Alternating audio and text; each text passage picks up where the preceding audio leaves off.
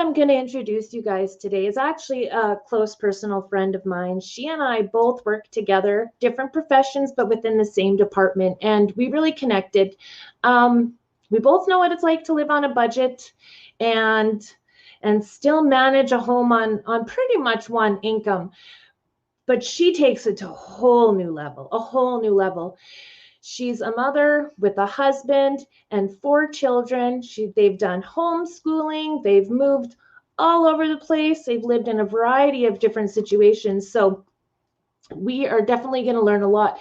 So I encourage you guys to put questions in the chat today. And I would like to introduce Kirsten. Hello, Pumpkin. Hi, Paula. I'm good. Oh Thank you for having me. This is fun.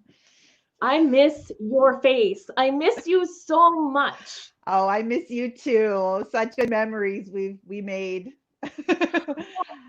And you grew up in Manitoba, the province next to me. And then after you lived here, where I met you, you moved to the other side of Saskatchewan into Alberta. Right. And now, do you want to tell everyone where you are? Well, it's funny you're talking about people learning from me, and I know a lot of your viewers, and your theme is about nomadic lifestyles and van living, and I did not set out to live a nomadic lifestyle. It wasn't a conscious choice, but I have lived in a lot of places. I've moved since the age of 21. I lost count, but it's in the high 30s for the amount of moves. I've lived in 7 different states and 3 Canadian provinces in total so far, and I'm currently in Stillwater, Minnesota. So not that far from my hometown of Winnipeg. And we were actually supposed to get together this summer, and I wanted to take Vita to meet you and have you see her, but yeah, things got in the way, but we're still going to do it as soon as we can. Yes, absolutely. Well, when I was in Calgary and you were in Weyburn, we met at what was the name of the park on the Saskatchewan-Alberta border, and we camped. Oh, there's my dogs. Hey, come here. Cypress Hills. Yes, Cypress Hills Park. And we had a great time camping. Yeah. Oh, my goodness. Somebody must be moving outside. My guard dogs are going bananas. Yeah. Sorry about that, guys. Jeepers, here's a culprit right here. Oh, yes. Rob on the road. Thank you for joining. There's so many really great people here.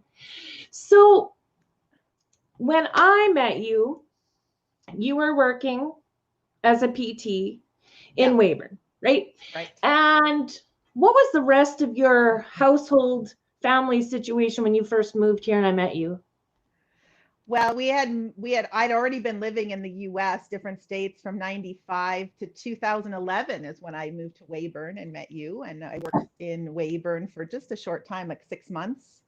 My husband got his permanent resident status in Canada, and he got a job in Calgary. And that's when we moved there for 3 years. But we had been living in Coeur d'Alene, Idaho prior to coming to Weyburn, and my kids, I have 4 kids, as Paula said, they're now 20, 18. My second son turned 18 2 days ago, 15, almost 16, and 12 and a half. But in 2011, they were younger, and the economy was quite bad in the US at that time. And we saw there was more opportunity in Canada. And so I did the research, found out I could sponsor my husband to get his permanent resident status and apply for jobs in Canada. And it really worked. So I came to Weyburn living in a 2-bedroom apartment that was paid for, provided to us by the region. So family of 6 in a 2-bedroom apartment, furnished apartment, and we made it work. And then we had that for the first 3 months. And then we moved to another apartment within the same complex into, a 3-bedroom apartment. And I collected furniture. I think I got some furniture from you, Paula. And you left the furniture for me when you left again. I mean, you guys pack up and move all the time, but you limit how much furniture you're actually taking with you. We have gotten rid of all of our furniture and replaced it numerous times on a very tight budget. I'm a huge fan of Craigslist in Canada, of course, Kijiji. And it's amazing what you can get or what people will give you if you just put it out there that you are looking for something. We got a free couch from the Weyburn Library. I remember the library was giving away. So I think we got your couch that you got rid of after your flood because you didn't want it, but we took it.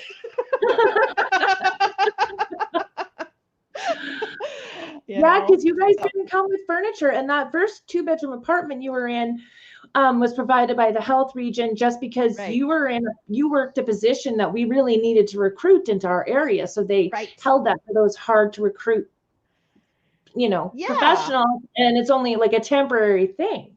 And at that time, housing was hard to find here. Well, and it was, that's one of the main drivers of our ability to kind of move around a lot has been that I've been able to get a job pretty much anywhere we go, being a physiotherapist, physical therapist. That's how I went from Winnipeg to Sarasota, Florida in 1995. I got recruited right out of school. There was a huge shortage of healthcare workers in the southern states, and I've done traveling physical therapy. And when I started looking into, could we live in Canada? I mean, my husband and I had been living together in the U.S. For a long time at that point. I was there from 95 to 2011. So it was an amazing opportunity just to find out that there were places in Saskatchewan or Manitoba that needed a physiotherapist so desperately that they were, able to provide me free housing for 3 months just to come and work. So now, when I met you too, your children were being homeschooled. They were being homeschooled by your husband. And I mean, I'm trying to be all equal opportunity person, but I've never actually heard of that situation until I met you guys. The female was working out of the home, and did you find that difficult? Yeah, truthfully, it's worked out better for us when I've been the one home, and we have had, different situations over the years. When my oldest son was born in 2000, my husband had a job at .com on Wall Street in New York City. We moved from Florida to New Jersey, and he commuted to Manhattan every day to work. And I stayed home with my son when he was born I was like 7 months pregnant when we moved up there, and I was, the primary at-home caregiver to him. I was very fortunate for about a year and a half until the company unfortunately went bankrupt with the whole .com bomb in the early 2000s, and we ended up going back to Florida. But I mean, there have been times when I've stayed home with the kids. There have been periods of time where my husband has, just because that's how it worked out better. I was able to get work and he wasn't, or, I did traveling physical therapy, as I mentioned. And so when you do travel physical therapy assignments, they're typically 13 weeks long, and they provide you with housing.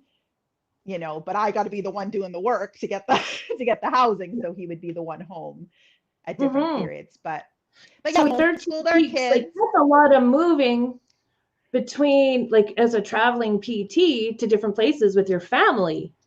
Yeah, we did. I did two travel assignments in California.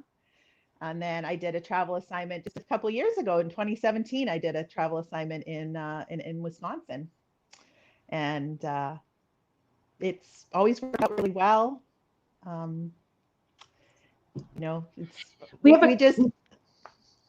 We say in our family, we don't do vacation, we do relocation.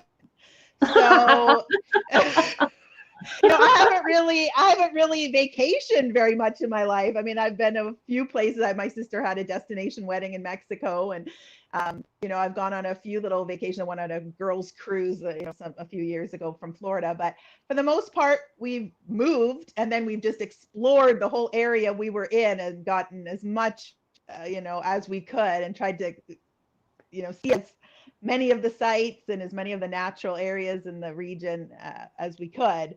I mean, so we've been in the mountains, we've been in the desert, we've been by the ocean, we've been by the Gulf of Mexico, we've been on an island, we lived in a lakeside house for a while, we lived on a riverside condo for a while, we've lived in a tent at we've lived in RVs twice. We've just kind of made it work. Whatever we had to do to just be able to be in the place we were in, and keep food on the table for our kids, and give them and just a lot of experience. So Going Green Mom wants to know if you have a YouTube channel or a social media presence. And you don't have a YouTube channel. I do not. I am very not social media savvy, or it's just not been something that I've explored really. I'm just Yeah. kind of I'm a very much a people person, but I guess I'm more of an in-person people person than I am an online people person. So, I mean, well, Paula actually, this will tell you my social media. Paula sent me a Facebook message in August asking me to do this interview, and I only just opened it like yesterday. So I'm like, sorry, Paula, I didn't even see it. Yeah, but when you're juggling your children's education, your work, I know the pandemic's changed everything for you for work lately, but Yes. we'll skip that part. But yeah, Yeah, I there's been know too you've much been talk busy. about that. Yeah. So Kathleen Klein says moving around like that is a wonderful education for the kids. And you've really taken advantage of every learning opportunity that you can present those children, and not just necessarily sitting in front of a book, but you take them out for learning. Absolutely. Yeah, we've really, I mean, I don't know how many of your viewers are familiar with the term unschooling, but really we haven't been purist unschoolers, but we've more been on the side of unschooling. We have not really used the whole curriculum. I know a lot of people think of homeschooling as, kids sitting around the dining room table, filling out worksheets, and that's not the approach that we took at all. We were very much tried to experience things and take them out and go to the beach when we were in California and go to the mountains when we were in Calgary, and just go to as many museums and historical sites and field trips. I've been a field trip coordinator for multiple homeschool groups. I've been a homeschool group leader for a homeschool group in San Diego. I, just done all that I could to find out where we could go for not very much money. And we have managed to have a pretty rich experience for the kids to learn different things without really spending a whole lot of money Yeah. when you really think about it. Well, I know that you had different experiences with homeschooling help financially. For example, when you were in Saskatchewan, there wasn't a whole lot of resources versus when you moved to the next province.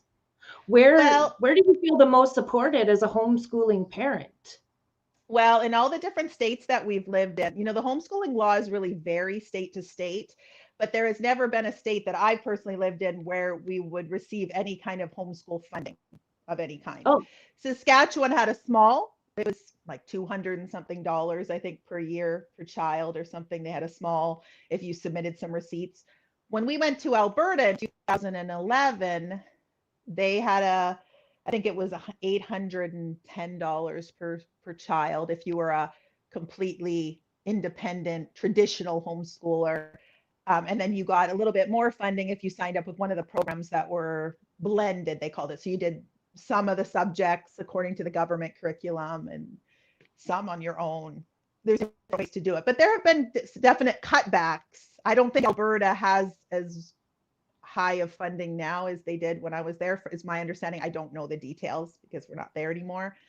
But the last year we were in Calgary, which was 2014, the 2013 to 2014 school year, my kids did a blended program where they actually went to class days it was like an elementary school in Calgary that the neighborhood kids had all grown up and there weren't really enough students enrolled. So they turned it into almost like a homeschooling school through the Calgary Board of Education. And my kids went to class days 6 days a month, and I think we got $900 and some of funding for them to do, different programs and classes. I mean, every little bit helps, I suppose.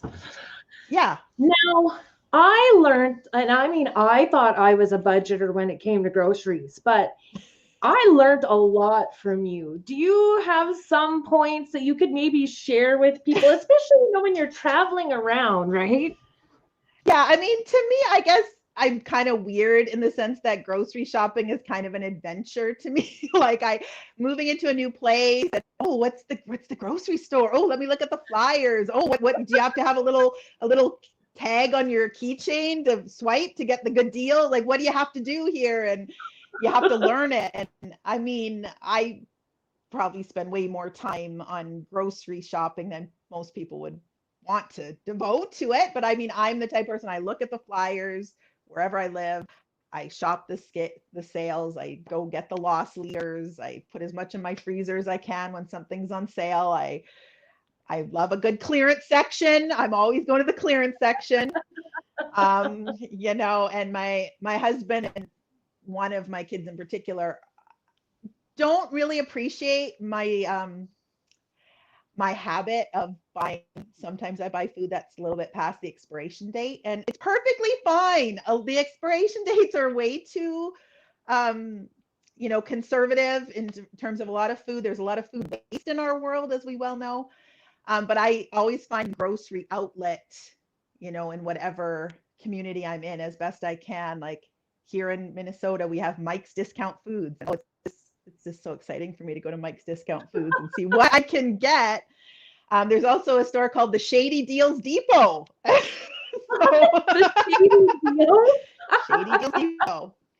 And my mom was actually visiting last year from Winnipeg during Canadian Thanksgiving in 2019, and they had cranberry sauce that was well past the expiration date, and cranberry sauce, which my husband loves, the canned jellied cranberry sauce. I personally like to make my own, but he likes the jellied. So I was going to buy this expired cranberry sauce, and my mom was completely backing me up, and then my husband and my sister and brother-in-law completely were like anti. They just couldn't believe I would go to the Shady Deals Depot and buy expired cranberry sauce. But I didn't see a problem. It was literally like you could get 6 cans for $1 or something, you know. It was like such a good deal. So sometimes I have a little fight with my family about some of my deals. They're not always on board. But when we lived in Wisconsin, some of the Amish communities have stores. They call them Dent and Bent. Actually, there's quite a few around the nation, around the U.S. I don't know about Canada, but the Amish Dent and Bent stores, they get, you know, grocery items from other stores, or, you know, leftovers or whatnot, and you can get some really good bargains. And some of them are expired. I mean, I'm not going to buy like food that's bad, but some of them are just, they didn't sell well in the store or something, and you can get anything that's dairy or a bread. I don't like expired, so help me, I won't even smell the milk. I'm with you. I'm not going to buy expired dairy. I'm not going to buy expired milk or meat or cheese or things like that. I'm talking more like canned goods or dried goods, and it depends. You got to be careful, because one time I bought some potato chips that were really close. I mean, they were only a little bit past the expiration date, and we went to a drive-in movie and we took all these snacks, and then they were rancid. They were no good. So Ew. So you got to kind of learn as you go what you can get away with and what isn't. So, you know, so much of a savings if you end up buying it for cheap, but then throw it away because nobody can eat it. It's not really saving. Oh, exactly. But yeah, so what are the other things that you did to save money? Well, since I left Calgary in 2014 and moved back to Florida. So we were in Florida from 2014 to 2017, and I discovered the Ibotta app. I don't know how many of your viewers are from the US, and I don't know if you have it in Canada. It's called Ibotta, Ibotta. It's an app you put on your phone, and you get rebates for buying groceries at the store. And I think my lifetime total is close to $1,000 now in the last few years of money I've gotten back. And so is that, do you have like President's Choice, like, you know, at our superstores and that we use that card and we get a certain amount of points based on whatever they decide are points, or a couple points when you buy your gas, and then you can spend it. Maybe that's similar. Well, I did that program. I was, you know, in Calgary too with the President's Choice. This is more name brand items that companies are trying to get you to buy. Oftentimes it's new things, and you have to be careful. I mean, you don't just want to go buying whatever, you know, whatever, just because you have a rebate. You got to make sure you get it on sale and get it for a good price. But sometimes the rebates are even like you get the whole item for free, or you get $2 back. And sometimes there's bonuses if you do so many rebates on the weekend, like the weekend warrior bonus. If you get 12 rebates, you get $5 bonus. Or so it's become kind of a game to me. Like I gotta, if there's a bonus, I gotta get the bonus, but then I don't want to overspend, so I gotta. But who's got this on sale where I can get the rebate and still not overpay? And I gotta go this store for these ones. And And yeah, I've Well, got I've got the sorry. support, the Ibotta support email on my phone ready to go. If they ever miss one of my rebates, oh, they hear from me and they fix it. I know exactly what I'm owed, and I'm not letting it, not even $1 slide. I know what it's like to make a grocery list and then kind of tick off how many dollars I've spent as I've gone along. And then you know if you have anything extra or not. But I love going up and down every single aisle. It is a social event for me to go grocery shopping because it's one of the few times I'm out of the house. I And know. I'm looking for deals everywhere. I check the flyers first. I check online flyers. Yep, absolutely. I'm with you. A lot of people will not go to that effort, you know, and but it's kind of, like I said, it's kind of a game, you know. Oh, how cheap can I get this week, you know? Or when you buy something on sale at Canadian Tire, oh my God, I saved $150. Ah, exactly. It's like you get so excited. Another big thing I've done to save money is I'm a big Goodwill shopper. I'm a big thrift store shopper, and I've got some amazing things at thrift stores. And so last 2019 Labor Day weekend, Goodwill, like at least in the US, always has like holiday sales on their holiday weekends. And so you get extra like 50% off or something. So it's really good to go on those sale days. Well, last September Labor Day 2019, I saw a brand new in the box bidet that you just attach to the toilet. It normally retails on Amazon for $50, I think it was. I got it for $5 at Goodwill. And I thought, because I always thought it would be good to have a bidet and you could save money on toilet paper. And oh my goodness, when we had that pandemic and that toilet paper shortage, I had my bidet all set up, ready to go. No problemo if you can get toilet paper. Did your water bill go up much using a bidet though? I always wonder. Did my what? Did your water bill go up much? Oh, it doesn't use that much water, but I honestly don't know because we were in a rental and our water's included in our rent. But I mean, our landlord didn't say, "Oh, what's going on here?" It's crazy. We're not covering your water anymore. What are you doing? Drinking it? What are you doing over there? No, I mean, it's really not that much water. The bad thing is it's cold water. Like in the winter, you know, when the water's quite cold coming out of it's a little cold. But yeah, I love it. I've never used one. Yeah, I think it's great. I mean, not all my family's on board, but well, that was a really good deal. You think of it, $5 for the bidet, which was a deal as it was, but you saved all the money you would have on toilet paper too. Oh yeah, we've saved money over, you know, since we installed it. Well, and for 6 people, that adds up. It does. Absolutely. It's like all these little things I find, like making your own taco seasonings and, you know, having them in containers, or we made our own vanilla recently with vanilla pods. You made your own what? Vanilla extract. You made your own vanilla extract? Yeah, you buy the little vanilla pods and you just pour white rum or vodka on them and they just becomes a vanilla extract. Very good quality vanilla extract.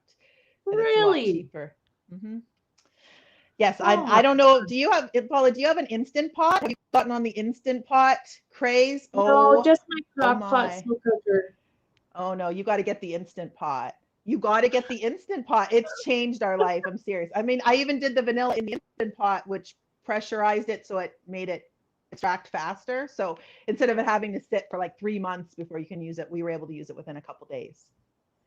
But I mean, I'm trying to remember, you've done a lot of things like from scratch to save money. I'm trying to remember what some of them were. It's been so long. Because I'm sure there was something that caught me off guard when you lived in Calgary and I came out to visit. And for the life of me, I can't remember what it is.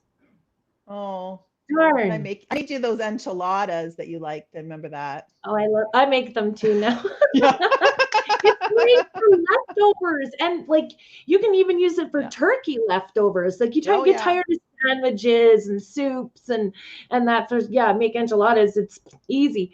And I had to let my son know that I didn't let him know there's refried beans. That's not a common thing for us, right? And it was like oh, these are really good, Mom. They're awesome, whatever. And he didn't ask what's in it. The next time he did, and I said, refried beans. He went, what? I said, it's exactly the same thing you had last time.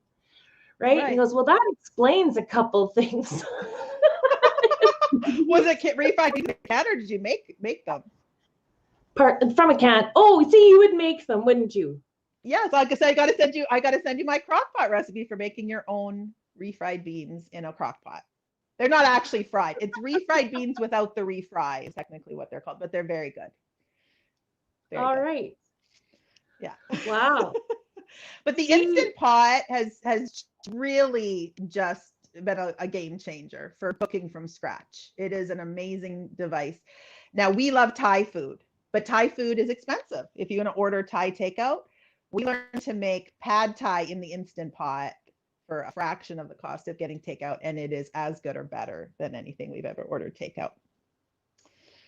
I got a comment So here from Strong's Adventures. Van Vita Travels, you need an Instapot. And that's coming from a cast iron guy. see, I'm a cast iron girl too. I use them all. I use them all.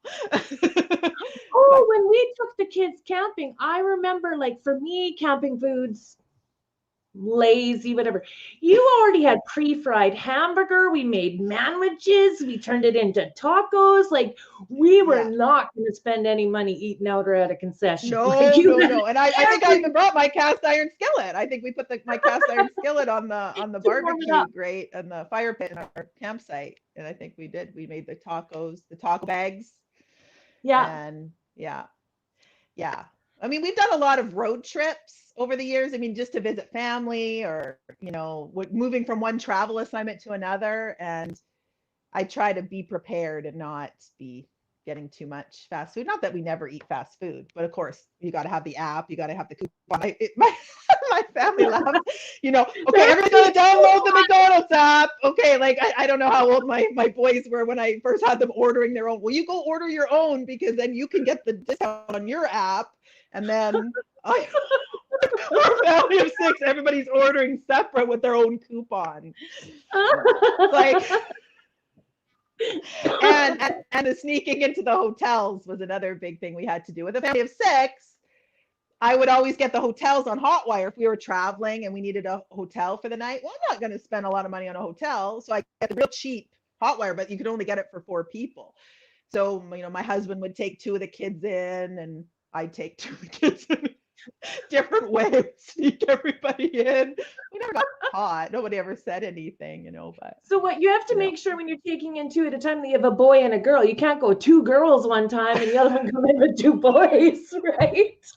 Most of those hotel clerks are not paying any attention at all. But there was one time in Calgary, actually. We were living in Idaho and we'd driven up to Edmonton because I took a PT continuing education course, and we were coming back through Calgary and we had to spend the night in Calgary. And oh gosh, it was like an owner and his wife were working the desk, and we got in real late and they were really eyeballing us. And, we're like, I don't know if they're going to let us get away with this. We're sneaking the kids in. Like, you quickly go. I'll distract them at the desk. You get the kids in. Yeah, Aww. it's just. Well, I know even for you guys to go do things, it's more expensive with a family of 6, and even for vehicles. Like, when I came to visit, if I went with you and the kids, he couldn't come. Right. I know our van was already full. I mean, the biggest capacity we ever had was a 7-seater, and we took up 6 of them just with us. So yeah, you could never take many passengers. That's true. And I remember, another way you save money, which was beneficial to me, but you drive from Calgary, you'd come and spend a night with me and then continue on to Manitoba. So then, you're not spending that night in a hotel, but I also get to visit you. So I thought that was perfect. Oh, it was great. And I mean, we would do that when we drive back, we drive all in one day. Like, it was possible to push through. We can do that. We can drive, but it was more fun to stop and spend the night with you. I mean, that was part of the fun of the weekend. So I want to know, what was it like living in an RV with a family of 6? It's a little crazy. We rented our friend's motorhome in 2009, I guess. my husband had taken had been living in San Diego area. My husband had taken a job in Nevada, Lake Tahoe, Nevada. And, we kind of weren't sure if it was going to be a long-term thing or not. And some friends of ours let us to their motorhome that they had. They were in the military, so they would use it sometimes, in between deployments and things. But it was mostly just parked at the Navy base, and they're like, no one's using it. You could. So, I mean, we did this. This was February. So we were in February parked in Carson City, Nevada, which is it's not as winter climate as Weyburn, but it's not a tropical location. So we had it parked in the snow literally and doing this in the winter from February to, I think it was like February to April. And we just made it. Those are some of the coldest months. Yeah, I mean, we had a little space heater in addition to the heater of the RV, and we did our best to insulate it and dress the kids warm at night, and it was just part of the adventure. But now, how did you organize who slept where? How many beds were in there? How do you do that? That's a lot. 4 kids and a couple. Yeah. I've only ever done it with just me and my son. I can't imagine with 6. Yeah, I mean, we had to turn the dinette into a bed. I think the boys slept there, and there was another couch that my daughter slept in. Then my youngest daughter was born in 2008. She was still a baby, so she just bunked in with us. It was a queen-size bed. Yeah, we just made it work. We made it work. And then you're homeschooling, so the kids are always there. You never get a break. I can't imagine. Well, I mean, I don't want to get the impression again, we weren't cooped up in the RV, doing worksheets or whatever. We were out. Yeah. We were going to explore, the new area. I mean, Lake Tahoe had lots of beautiful, nature areas to explore. My in-laws lived in Lake Tahoe too, so we'd go visit them. There was a children's museum in Carson City. We got a membership too, so we went there a lot. We met some other homeschooling families, got together with them, went to their houses. So yeah, we didn't as our homeschooling, we didn't spend that much time at home most of the time. Mm-hmm. We would definitely try to get out and meet people and do things.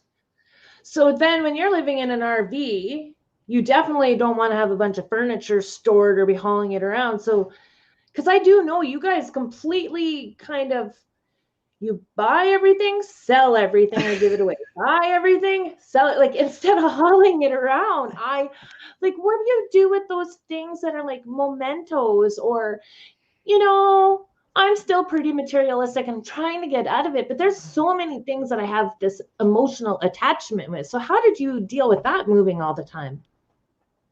Well, we do have our things. I mean, we have, a few Rubbermaid kind of containers with some mementos, our wedding album and, the kids' portraits when they were young and stuff.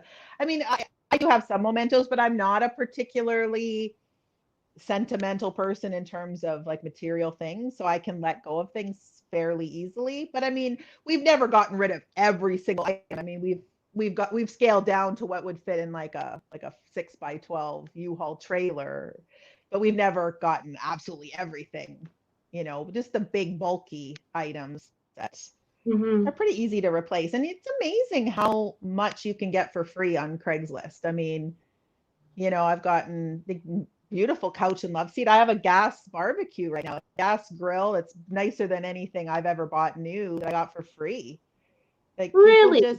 People are very, some people who have, are a little more affluent than we are.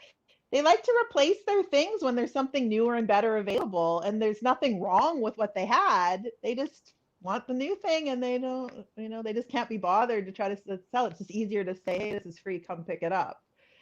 Mm-hmm. And I'm the one that's willing to go pick it up.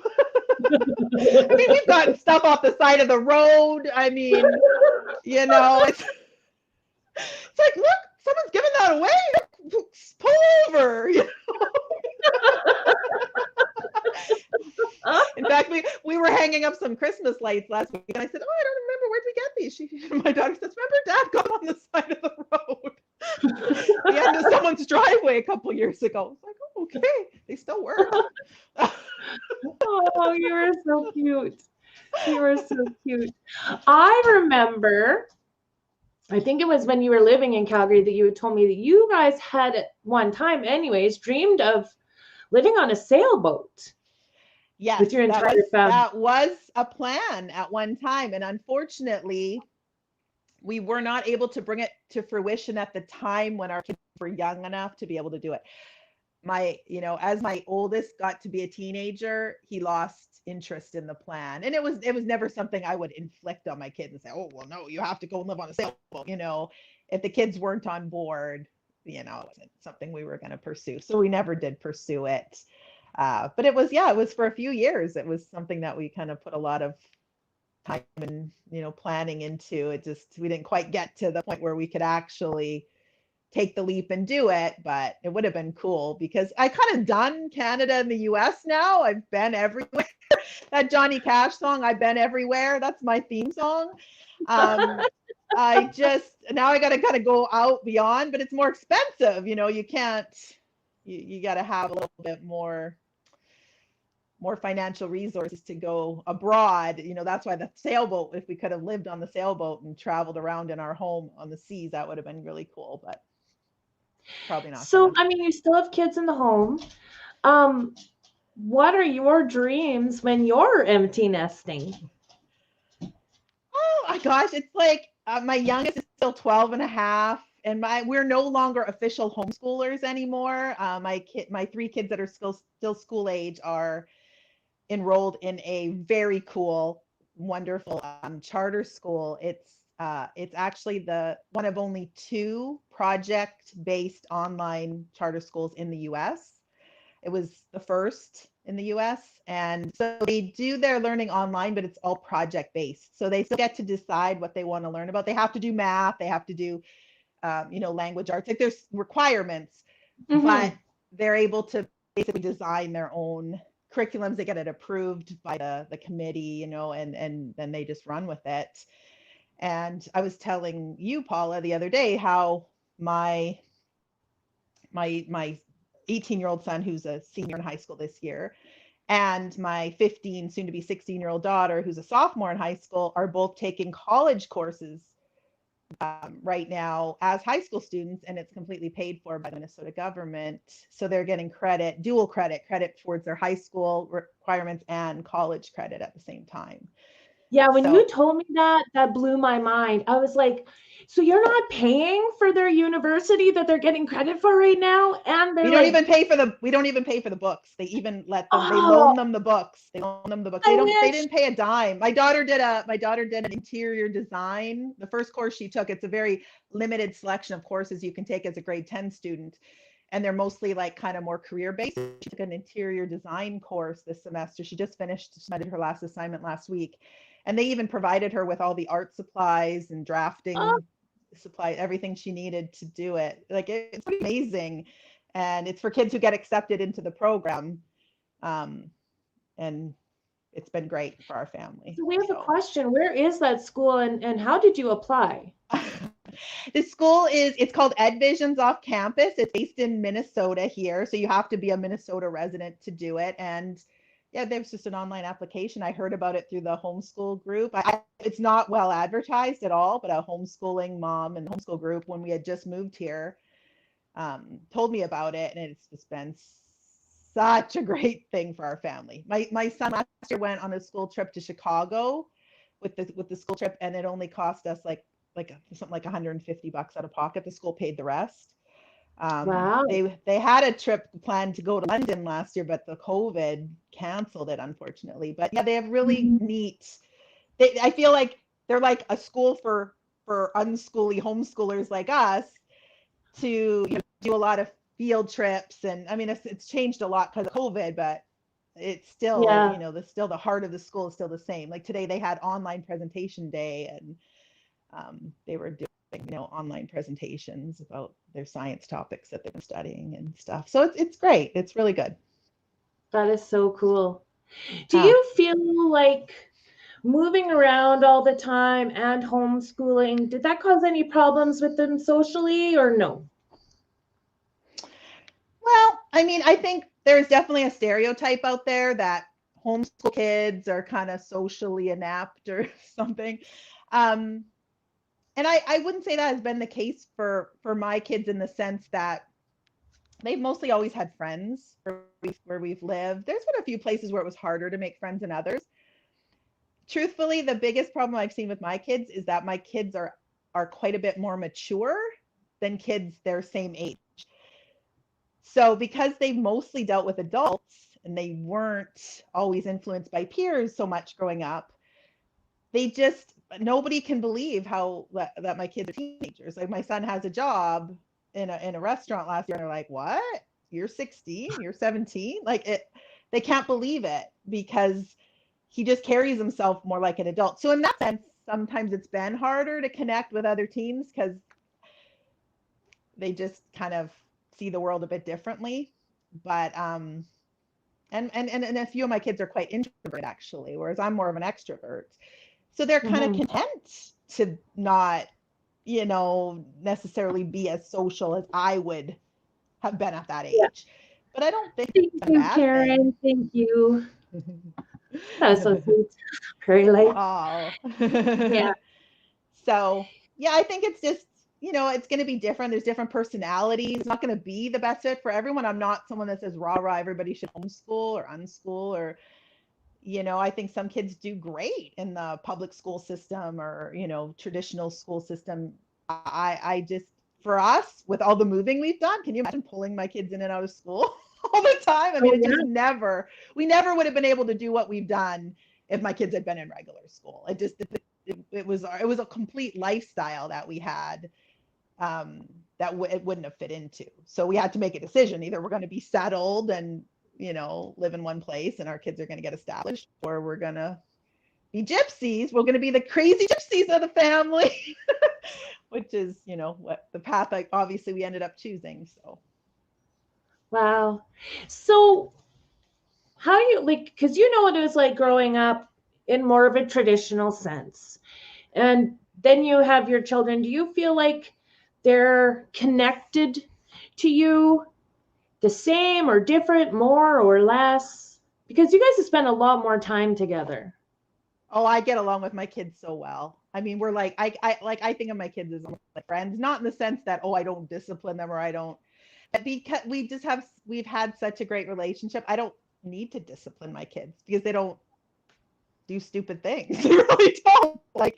I mean, all kids do stupid things sometimes, but they don't do anything, that crazy. They talk to us about things. They,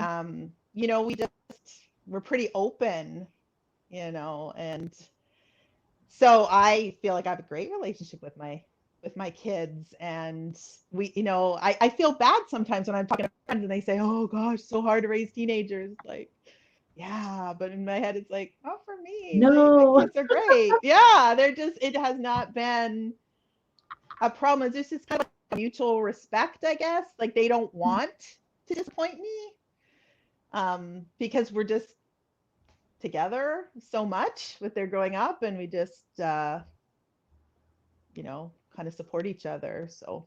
Well, I've always seen you put your kids first, but at the same time, they had their responsibilities. I think, now was it doing laundry?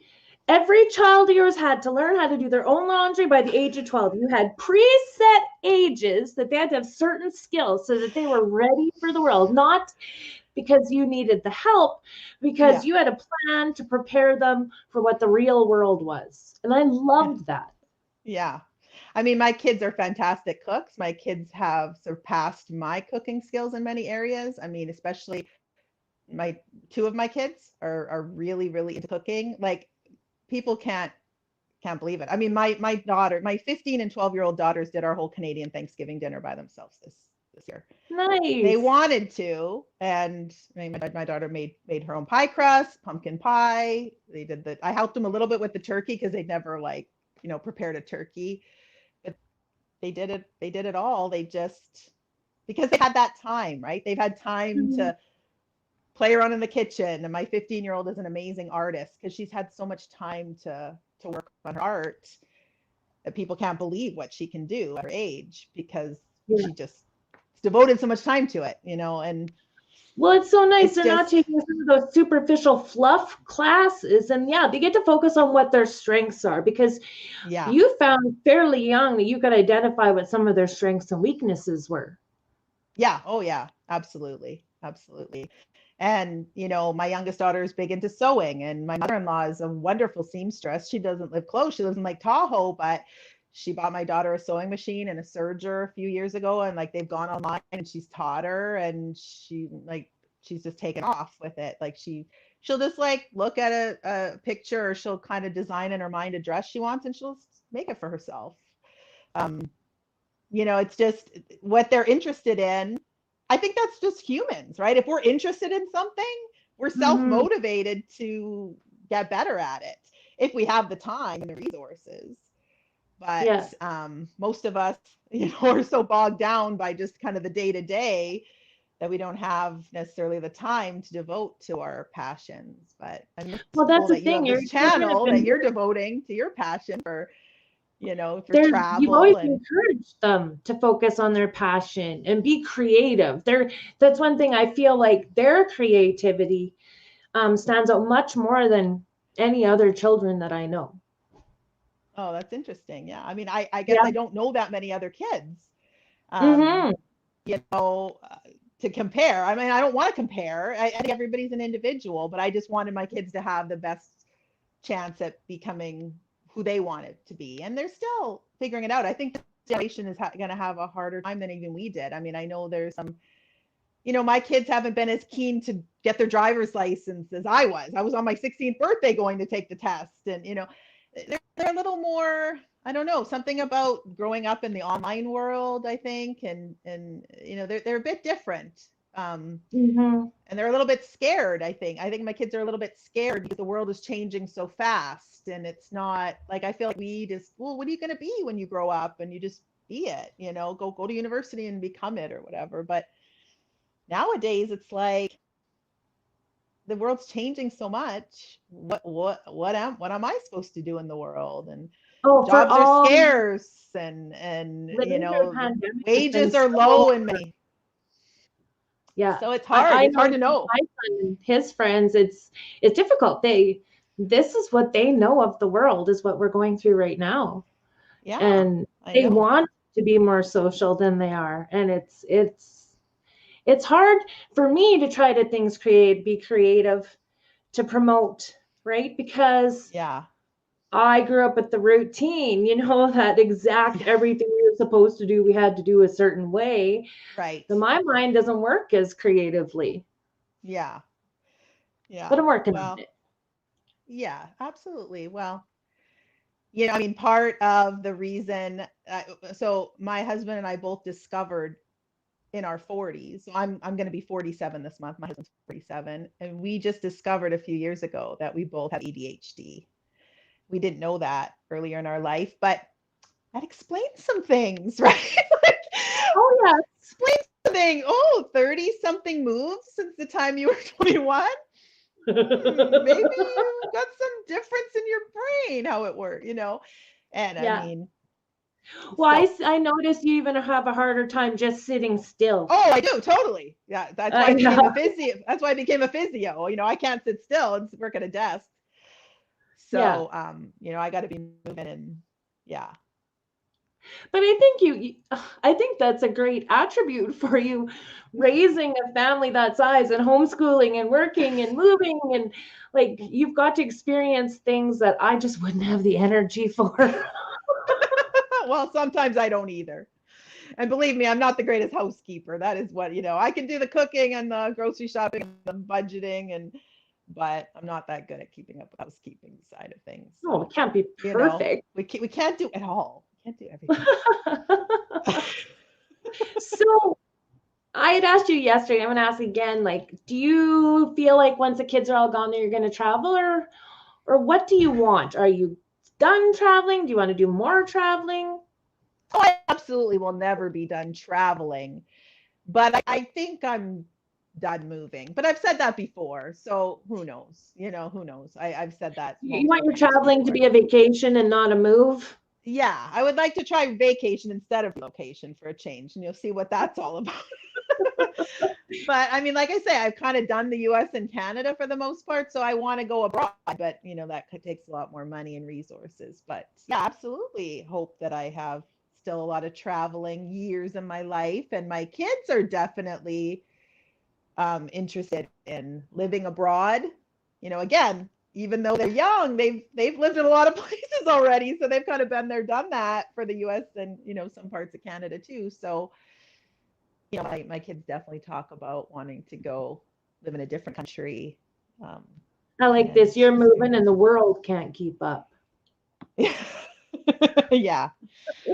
So yeah, who I knows? always love that free spirit more that you guys had. You guys took so many more risks than I ever could, right? I was too afraid to like get rid of everything and go and just hope for the best. And you guys have had good and bad experiences doing that.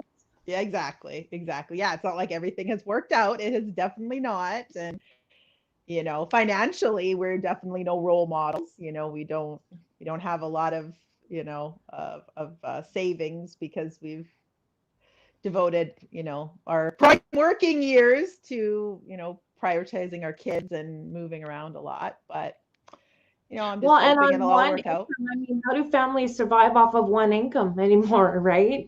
Yeah, I mean, it's been tough. We've had to make a lot of sacrifices, in that regard. And we've just tried to make it work, but it hasn't always been easy, that's for sure. But I mean, I like eating, some of the benefits are, I like eating food that's made from scratch. It saves money, but it's also way better. Some things have been really positive, but yeah, sometimes it's been hard, to live on a really tight budget when there's things you still want to do. Like I like to get out there and do things, and lots of things cost a lot of money. So, you can't have it all. Yeah. So we only have like 5 minutes left. So if anybody has any questions, now would be the time to put them in there for Kirsten. I'm so glad that you came on the channel. It's so nice to visit with you. Oh, it's great to visit with you too, Paul. This has been really fun. Hopefully I didn't bore everyone with all my stories, but no. our life has been different. Meeting you was the very first my eyes started to open up a bit, right? To a different lifestyle. And now I've researched it lots, and now I have plans to do it. I mean, a little different because no kids and stuff, but at first when I'd hear these things from you, they were so foreign to me. Right? And to me, it was like, oh my God, you're so free. But well, some people use other words to describe me, but oh, we have a question. So what was the favorite place that you've lived? I get asked that a lot, and it's really, really hard for me to answer that because I've really tried to enjoy every place that we've been in, as much as we could. I mean, we even lived in El Centro, California, which is 2 hours east of San Diego on the Mexico border. It's predominantly Spanish speaking in the desert. It smells like manure most of the year because it's like the biggest farming county in the nation because they grow year round because they have that kind of climate. But they're just putting the manure down all the time, so it stinks. And we had a great time when we were there, But I honestly, Calgary is up there for me. I had a really, really great 3 years in Calgary. But I'm currently in Stillwater, Minnesota, and it is wonderful. It's the birthplace of Minnesota. It's a little community of, I think it's like 11,000. It's a suburb of Minneapolis, St. Paul. I can easily access the city, but it feels like you're kind of away from it all. It's just got lots of historic architecture, antique shops. It's very hilly. It's almost like some people compare it to San Francisco. It's very hilly. We go for walks. There's plenty of natural parks and hiking and rock formations and waterfalls really close by. I'm really liking Minnesota a lot. I mean, and I mean, we traveled here a few times as a kid and we always had a good time, but I did not realize how wonderful the state of Minnesota is. I'm really, really happy here. So that's why I think maybe I'm not going to move anymore. Maybe this is it for me. Yeah. So I highly recommend, if you've never explored the Minneapolis St. Paul area, once we get through this pandemic, if you've never been to Stillwater, I highly recommend you put it on the list. It's been rated on a lot of um, different lists of most picturesque towns in America and best small, area, small towns in America type of lists. I just had a flashback to seeing you in Calgary, and because my son's in between your boys' ages, so that worked amazing when we could do things all together. But when we went to the park and we watched Shakespeare in the park with the kids, right? It was like it's like an English class, several English classes, and they got to sit outside and have this experience. And then, you and I talked to them about it. What did they understand? What did they not understand? And we really turned it into something that was entertainment and learning. And then your children have been in plays as well. Yeah, three of my kids have done musicals. My son, who's now 18, a few years ago was Captain Von Trapp in The Sound of Music. My youngest daughter was Tinkerbell and Peter Pan.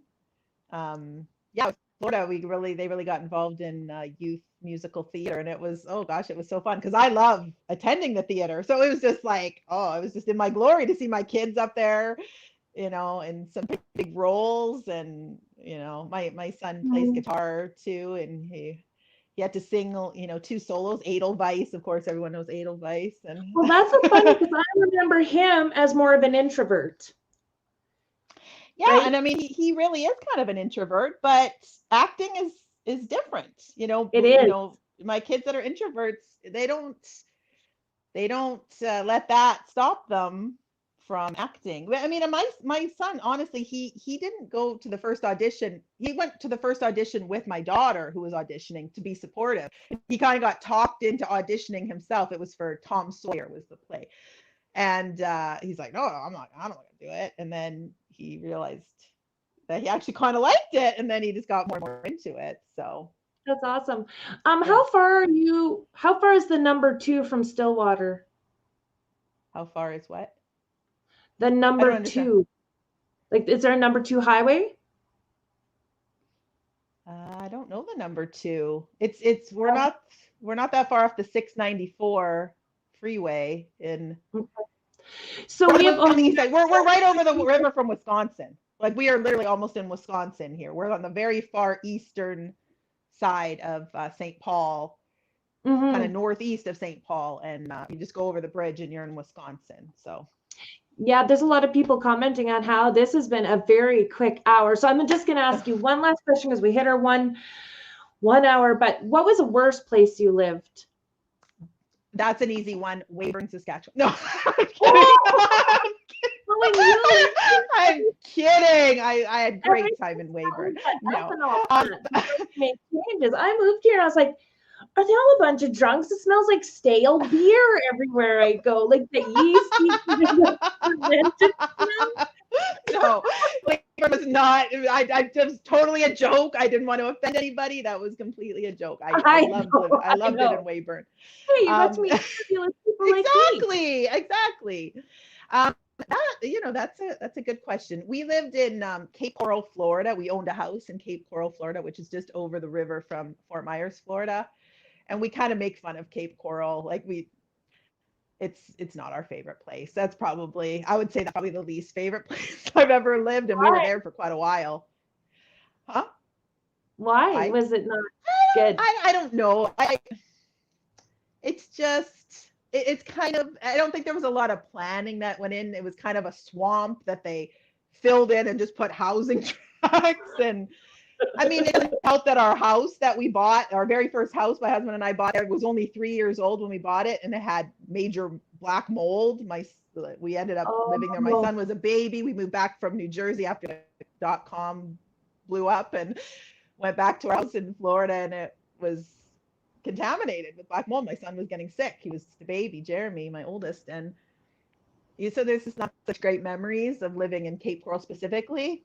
Fort Myers, which is just over the river, I was much happier with, but. So I know you've been a physical therapist, but what other kinds of stuff have you guys each done? Because you take turns between who works and whom homeschools. Yeah, so I mean, as a physio PT, I've been able to pick up work anywhere we've lived. So sometimes I mean, I had a few years where I didn't work. Like I said, when my husband worked for the .com in Florida, it was a good job. We weren't rolling in dough, it was enough to all live on. My husband had a good job in Calgary for a while. He does custom electronics, smart home technology, and low voltage electronics. And so he's had multiple jobs, that were good over the years at different places we've been. Some of our moves have been driven by his opportunities in his career, and I've just kind of picked up a job when I got there. But sometimes I work weekends and he worked during the week, and so I homeschooled kind of during the week, and I'd go do PT on the weekends at casual, or I'd work part-time. Sometimes there was a time in Florida where he worked 3 days a week or 2 days a week at a company doing the low voltage, and I worked 3 days a week as a physio doing home care. We've just kind of been flexible with that, and my husband, you've always found a way to he's worked in different IT type positions too, and kind of the computers before he got into more of the smart home technology. But I've been always able to get pretty decent paying work. I mean, that's been very helpful. Working in healthcare, I've been fortunate. There has been some downturns. I mean, this year, even with COVID, a lot of PTs have lost their jobs. We've had a lot of Medicare changes this year in the US too, which has caused cutbacks, but I feel my job is pretty safe. I'm working for a good company. #1 employer in Minnesota, was voted by Forbes magazine a couple months ago. Well, I just want to thank you again so much for coming on the live stream. If you hang on a minute, I'll drop you down and then I'll chat with you a little bit more. Okay. Thanks for having me. It was great. Thank you everyone for meeting one of my very best friends. And she really is